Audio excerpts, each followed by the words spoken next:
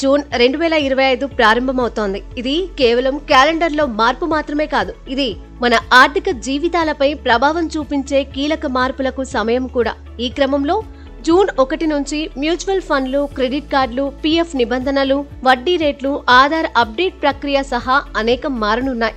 ఈ మార్పుల గురించి తెలుసుకోకుంటే మీరే నష్టపోయే అవకాశం ఉంది. Kotak Mahindra bank, HDFC bank, axis bank వంటి క్రెడిట్ కార్డ్ వినియోగదారులకు జూన్ 1 నుంచి కొత్త నిబంధనలు వర్తించనున్నాయి. రివార్డు పాయింట్లపై పరిమితి ఉంటే, ఫ్యూయల్, రెంట్ బిల్లులు, ఇన్సూరెన్స్ పై నెలవారీ ఫ్యూయల్ ఖర్చు ఒక స్థాయి దాటితే 1% ట్రాన్సాక్షన్ ఫీజు వసూలు చేస్తారు. రెంట్, ఎడ్యుకేషన్ ఖర్చులపై ఎలాంటి పరిమితి లేకుండా 1% ఫీజు వసూలు చేస్తారు. వాలెట్ లోడ్, ఆన్లైన్ గేమింగ్ పై అదనపు ఛార్జీలుంటాయి. జూన్ 10 నుంచి HDFC బ్యాంకులో టాటా న్యూ ఇన్ఫినిటీ ప్లస్ కార్డులకు లౌంజ్ యాక్సెస్ ఇప్పుడు స్పెండ్ ఆధారంగా ఓచర్ల రూపంలో లభిస్తుంది. మునుపటి విధానం ప్రకారం స్వైప్ ద్వారా లభించే లాంజ్ యాక్సెస్ ఇకపై ఉండదు. జూన్ 20 నుంచి యాక్సెస్ రివార్డ్స్ క్రెడిట్ కార్డుకి క్రమంగా మార్పులు రానున్నాయి. క్యాష్ బ్యాక్, రివార్డ్ పాయింట్లు, లాంచ్ యాక్సెస్, ఇతర ఖర్చుల కేటగిరీలు అన్ని దీనిలో భాగమవుతాయి. భారత securities and exchange board over night mutual funds కి జూన్ 1 నుంచి కొత్త కట్ ఆఫ్ సమయాలను ప్రకటించింది.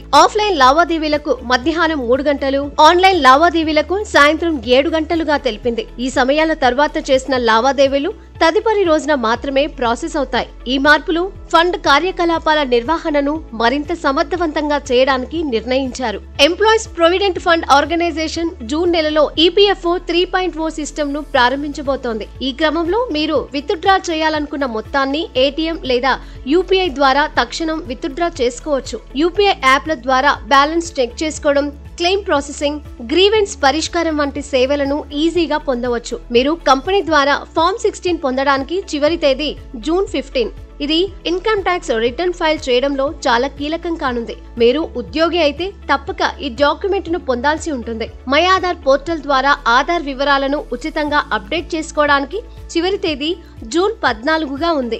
ఆన్లైన్ లో జూన్ 14 తర్వాత ₹25 ఛార్జ్ చేస్తారు. ఆధార్ సెంటర్ లో అప్డేట్ చేసేందుకు జూన్ 14 తర్వాత ₹50 వసూలు చేస్తారు. మీ ఆధార్ వివరాలు ఇంకా మార్చుకోకుంటే ఇప్పుడే మార్చుకోండి మరి. అలాగే ప్రతి నెల మొదటి తేదీన ఆయిల్ కంపెనీలు LPG గ్యాస్ ధరలను మార్చుతూ ఉంటాయి. మే నెలలో ధర తగ్గిన నేపథ్యంలో జూన్ 1న మరో సవరణ వచ్చే ఛాన్స్ ఉంది. ఇది గృహ వినియోగదారుల బడ్జెట్ పై ప్రభావం చూపనుంది.